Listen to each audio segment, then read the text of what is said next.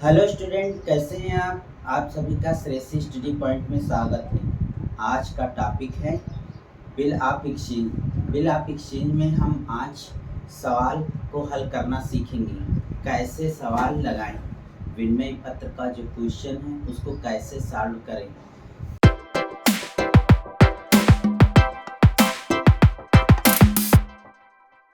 इसको सॉल्व करने के लिए हमको देखना पड़ेगा क्रेता और विक्रेता दो व्यक्ति होते हैं। इसमें क्या होता है कि माल उधार बेचा जाता है और क्रेता की भावी तिथियों पर भुगतान करने के लिए वचन देता है। तो इसका लेखा कैसे करेंगे, क्वेश्चन के माध्यम से देखिए। Question SM. शुक्ला का है। क्वेश्चन नंबर 1 जनवरी 2013 को राव ने रेड्डी को ₹10,000 का माल बेचा। भुगतान की आधी राशि का भुगतान तुरंत हो गया था और शेष आधी राशि के लिए राव ने 30 दिन की अवधि पर दे एक विनिमय विपत्र रेड्डी पर लिखा। रेड्डी ने विपत्र स्वीकार कर लिया और राव को वापस कर दिया। देय तिथि को राव ने रेड्डी के समक्ष विपत्र प्रस्तुत किया और भुगतान प्राप्त कर लिया। उपयुक्त लेन देनों का राव के खाते में रोजनामचा प्रविष्टियां कीजिए और रेड्डी के खाता में राव का खाता बनाएं। तो इस क्वेश्चन को हमको सॉल्व करना है। तो इसमें देखिए 1 जनवरी 2013 को राव ने रेड्डी को 10,000 रुपये का माल बेचा। राव ने रेड्डी को 10,000 रुपये का माल बेचा। तो अब हमको क्या देखना होगा, इसमें क्रेता कौन है और विक्रेता कौन है। तो इसमें देखेंगे कि राव ने रेड्डी को माल बेचा, तो राव हो गया विक्रेता और रेड्डी हो गया क्रेता। तो इन दो व्यक्तियों का जर्नल हम बना लेंगे। In the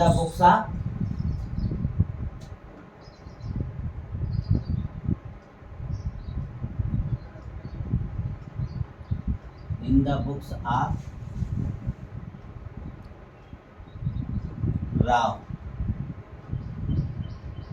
journal entries.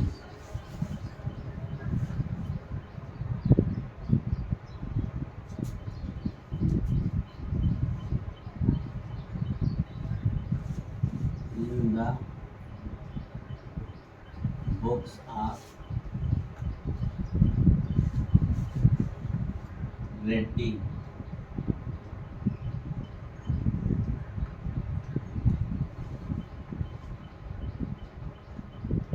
Journal entry. तो अब देखें, राव ने जो है 10,000 रुपए का माल रेड्डी को बेचा। तो ये कौन हो गया, विक्रेता। ये हो गया वेंडर और ये हो गया ड्रावर। जो माल बेचेगा वही विपत्र लिखेगा। ठीक है। ये जो विनिमय विपत्र है, बिल ऑफ एक्सचेंज, ये भी निगोशिएबल इंस्ट्रूमेंट के तहत एक चलायमान मुद्रा है। ठीक है। और ये हो गया ड्रावी।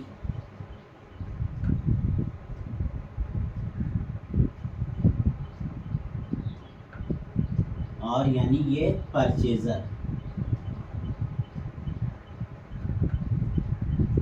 अब यहाँ पर देखेंगे कि इन्होंने 1 जनवरी 2013 को 1 जनवरी 2013 जनवरी 1। अब यहाँ राव जो माल बेच रहे हैं किसको, रेड्डी को।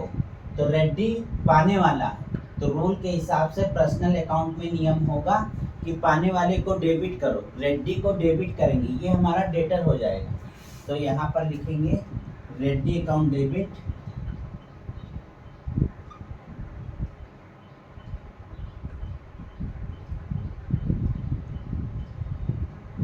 To sales account.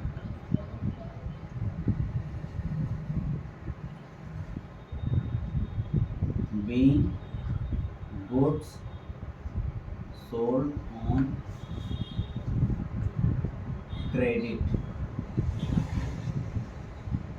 कितने का, 10,000।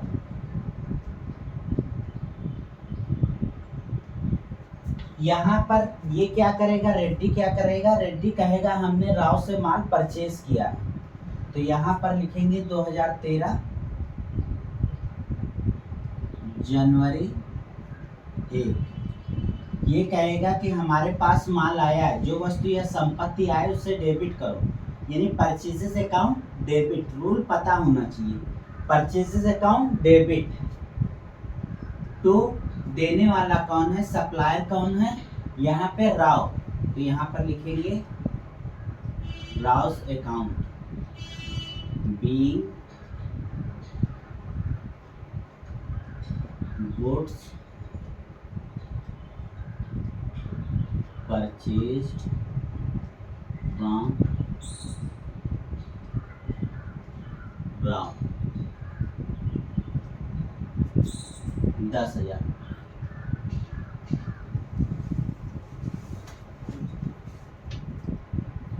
ठीक है, ये समझ में आ गया होगा। यहाँ पर माल बेचने पर ये एंट्री होगी, क्योंकि यहाँ पर उधार माल बेचा जा रहा है। विनिमय पत्र में क्या होता है कि हम उधार माल बेचते हैं, उधार लेन देनों का लेखा करते हैं, तो इसका लेखा इस प्रकार से होगा। विक्रेता की पुस्तकों में ये और क्रेता की पुस्तकों में, क्योंकि ये माल जो बेचेगा वही बिल लिखेगा, उसी को भावी तिथियों पर पेमेंट लेना है, और ये क्रेता है तो क्रेता अपने यहाँ ये प्रविष्टि करेगा। अब क्या कह रहा है कि प्रश्न में उसी दिन सेम डे को 2013 जनवरी 1 को ये कहता है कि भैया ठीक है, आधी राशि हमसे आप नगद ले लीजिए। तो जब आधी राशि नगद ले रहा है तब उसकी क्या एंट्री होगा, और कह रहा है कि आधी राशि के लिए एक विनिमय पत्र लिख दीजिए। तो यहाँ पर क्या करेंगे, जनवरी 1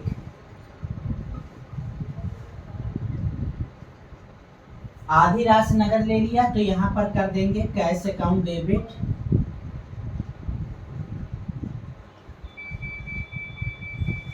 टू रेड्डी अकाउंट।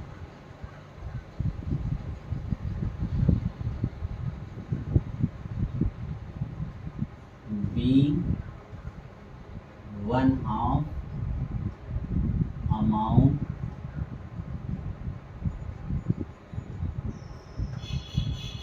received, कितना, 5,000।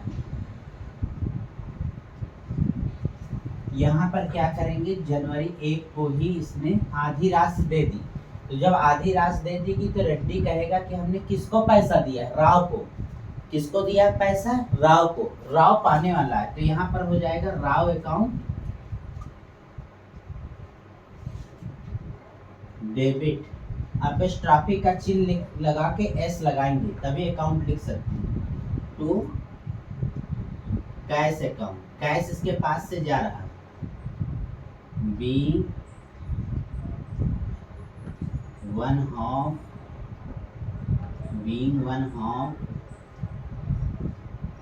Cash send to Rao.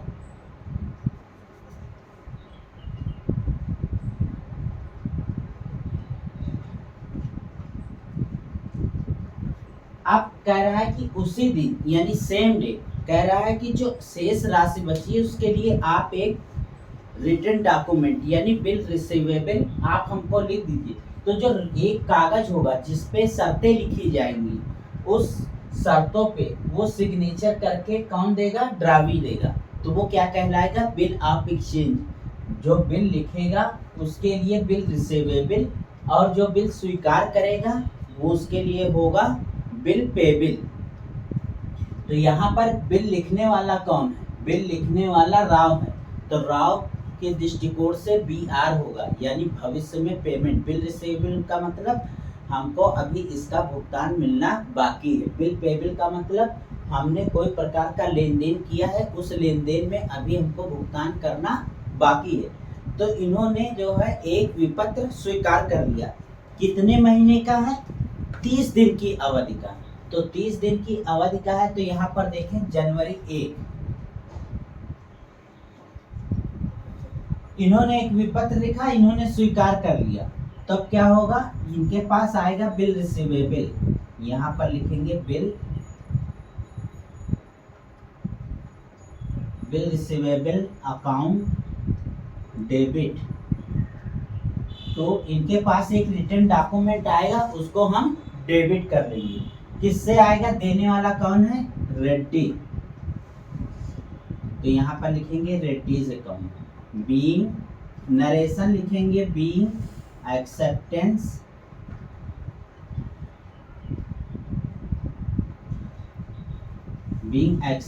Received for 30 days। तो ये कितना हो जाएगा? 5000, क्योंकि अब इसको कितना लेना है? 10,000 रुपए का माल बेचा था, 5,000 रुपए पेमेंट इसको मिल गया, तो फिर 5,000 रुपए तो आउटस्टैंडिंग है। ड्यू कितना है? 5,000।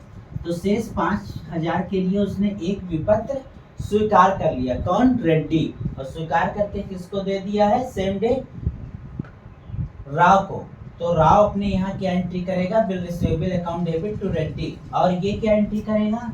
जनवरी 1 को ही ये ट्रीटमेंट हो रहा है, यानी ये लेखा कब हो रहा है? जनवरी 1 को। सारी बातें एग्रीमेंट जो हो रही है वो 1 जनवरी को हो रही है। तो ये क्या कहेगा? ये कहेगा कि हमने किसको दे दिया है विपत्र स्वीकार करके?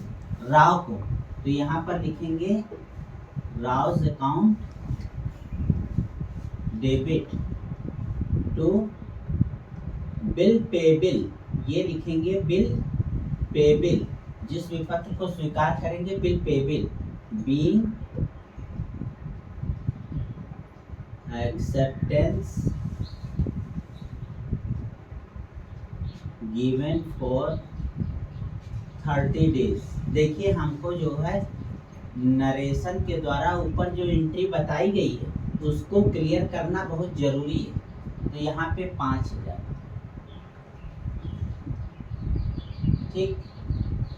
तो अब हमको ये पता चल गया कि उधार माल बेचने पे क्या एंट्री होगी? Reddy's account debit to sales account. कौन कहेगा? राव।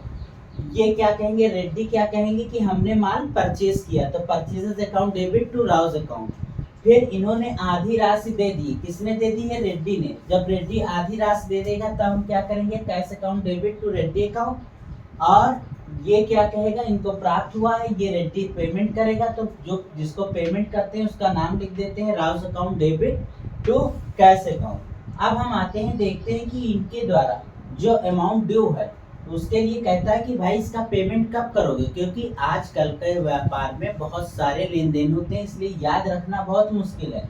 इसलिए इसने कहा कि भाई हमारे द्वारा लिखित एक रिटन डॉक्यूमेंट पे आप सिग्नेचर कर दीजिए, जो हमारे लिए तो बिल रिसीवेबल होगा लेकिन आपके लिए बिल पेबल होगा। तो इन्होंने कहा ठीक है। उन्होंने कहा कि भाई ठीक है, 30 दिन की अवधि का आप हमको टाइम दे दीजिए। उन्होंने कहा ठीक है, 30 दिन का टाइम ले लिया। तो यहाँ पे इन्होंने जब विपत्र रिटर्न डॉक्यूमेंट पर साइन करके दिया तो विक्रेता माल बेचने वाला, यानी जो माल बेचेगा वही बिल लिखेगा।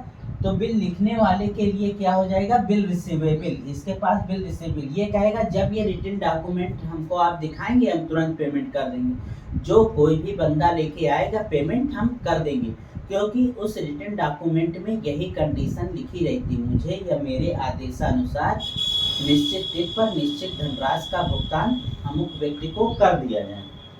ठीक है, तो ये हो गया। अब क्या हुआ? अब 30 दिन बाद राव जाता है किसके पास? रेड्डी के पास। और रेड्डी क्या करता है? उस विपत्र का पेमेंट कर देता है, कहता है कि लाइए हमको दिखाइए, और ये पेमेंट कर देता है। अब हम एक चीज और देखेंगे, जब विनिमय पत्र का सवाल है तो इसमें 3 दिन ग्रेस का जोड़ेंगे। 3 दिन ग्रेस का मतलब उस 3 दिनों में ही भुगतान करना है। तो जैसे मान लीजिए 30 दिन का है, 1 जनवरी का है तो 30 दिन है, तो 30 दिन काउंट करेंगे। अगर महीना होता तो 1 फरवरी में 3 दिन जोड़ते। अगर 30 दिन का है तो ये कब आएगा? 30 जनवरी को आएगा। 30 जनवरी को आएगा तो इसका 3 दिन जोड़ेंगे तो 2 फरवरी आएगा। तो 2 फरवरी को ये पेमेंट लेने जाएगा। 3 दिन जोड़ देंगे तो 30 दिन में 3 दिन जोड़ेंगे तो 33 दिन। 33 दिन कब आएगा? 2 फरवरी को आएगा। 2 फरवरी को ये पेमेंट कर देता है। तब यहाँ पर क्या करेंगे? फरवरी लिखेंगे, फरवरी 2। ये गया इसके पास और इन्होंने पेमेंट कर दिया। तो इन्होंने कहा, इनके पास क्या आया? इनके पास जो रिटर्न डॉक्यूमेंट था वो आ गया और इनके पास से कैश गया। इनके पास क्या आया? इनके पास इनके पास कैश आया तो यहाँ पर लिखेंगे cash account debit to bill receivable account.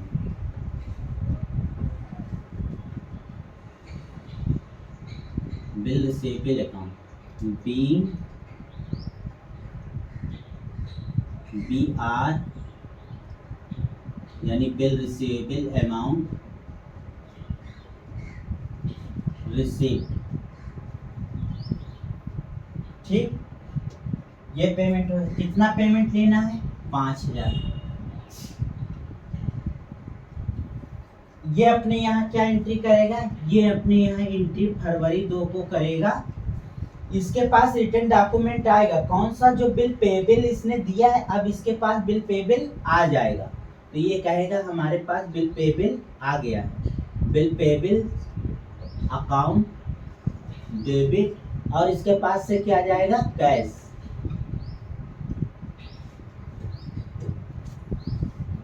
Being payment made of bill payable 5000। तो हमको आशा है कि आपको ये जो जर्नल एंट्री बताया गया है ये समझ में आ गया होगा। एक बार फिर देख लें। राव ने रेड्डी को माल बेचा, तो माल बेचने पे क्रेता और विक्रेता क्या क्या एंट्री। विक्रेता क्या कहेगा कि हमने क्रेता को माल बेचा है, तो क्रेता का पर्सनल अकाउंट यहाँ डेबिट कर देगा, यानी उसके नाम को डेबिट कर देगा, सेल अकाउंट क्रेडिट कर देगा। क्रेता क्या कहेगा कि क्रेता कहेगा हमने माल परचेज किया, तो purchase account debit to Rao, ये एंट्री पास कर देगा। दूसरी कंडीशन में हम देखेंगे कि उसने कुछ पेमेंट दिया है कि नहीं। हाँ, इस क्वेश्चन में दिया है, तो जब दिया है तो उसकी एंट्री क्या करेंगे, विक्रेता के पास कैश आएगा तो cash account debit to Reddy account, और विक्रेता पेमेंट देगा, किसको देगा, राव को, तो Rao account debit to cash. जो ड्यू अमाउंट बची है उसके लिए उसने टाइम मांगा है, उस टाइम के लिए एक रिटन डॉक्यूमेंट लिखा गया है, एक एग्रीमेंट हुआ है। उस रिटन डॉक्यूमेंट को हम बिल रिसीवेबल और बिल पेबल के नाम से जानेंगे। जो माल बेचेगा उसके लिए बिल रिसीवेबल, और जो माल खरीदेगा उसके लिए बिल पेबल।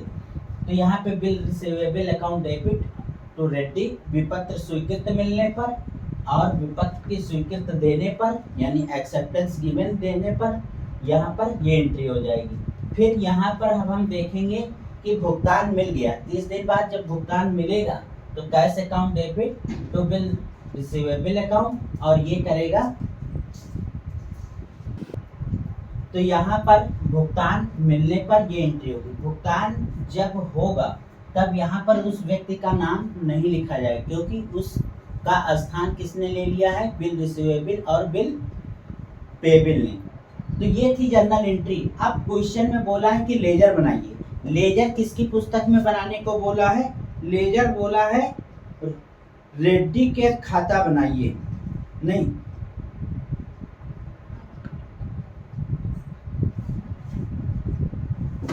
रेड्डी की पुस्तकों में राव का खाता बनाइए। रेड्डी की पुस्तकों में राव का खाता बनाइए। तो इसके लिए देख लेते हैं कि कैसे लेजर बनेगा।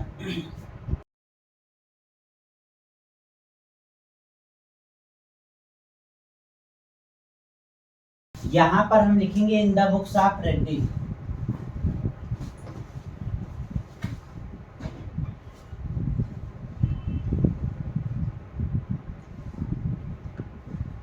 In the books of Reddy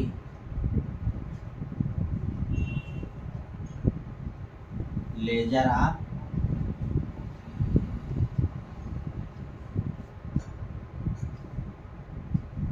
Rao.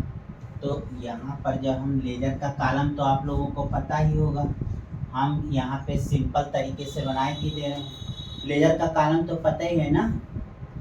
तो अब हम यहाँ पे लेजर ऑफ राव, तो राव में देखेंगे कि किस जर्नल में राव का नाम है। तो यहाँ ऊपर से 3 एंट्रियों में राव का नाम है, तो उसको कैसे पोस्टिंग करेंगे, यहाँ पर लिखेंगे 2013 जनवरी 1, यहाँ लिखेंगे बाय बाई परचेज। देखिए राव ने माल दिया है यानी पेमेंट किया है, वो पेमेंट किस चीज का किया है, माल का। तो यहाँ पर कितना है, 10,000। ठीक है, रेड्डी ने राव को 10,000 रुपए का माल दिया। अब यहाँ पे राव ने कितना पेमेंट कर दिया है,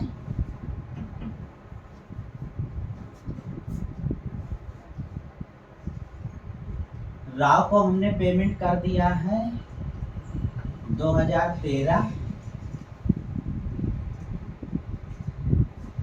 यहाँ पर लिखेंगे टू गैस अकाउंट, 5,000 रुपए का हमने पेमेंट। देखिए यहाँ पर राव से हमने मान लिया था कितना, 10,000 रुपए का, और राव को पेमेंट कर दिया है कितना, 5,000। अब कितना देने को बचा है, 5,000। इसके लिए यहाँ पर देखें जनवरी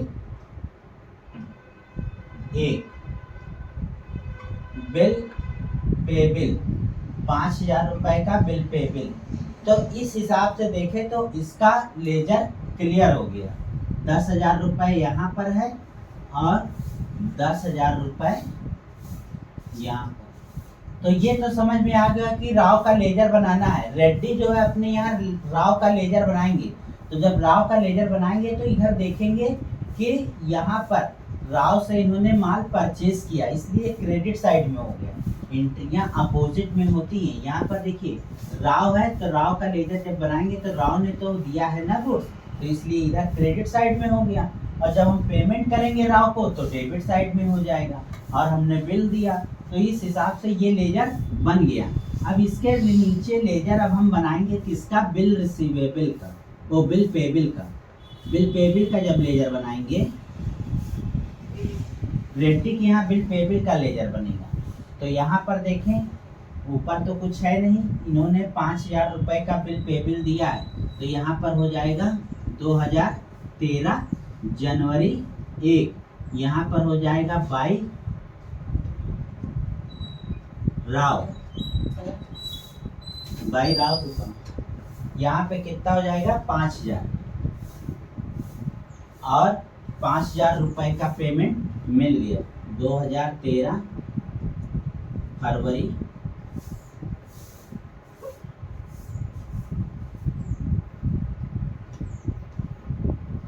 तो यहाँ पर हो जाएगा टू कैश अकाउंट। तो ये भी लेजर बराबर हो गया, यानी कोई भी प्रकार का लेन देन बकाया नहीं है।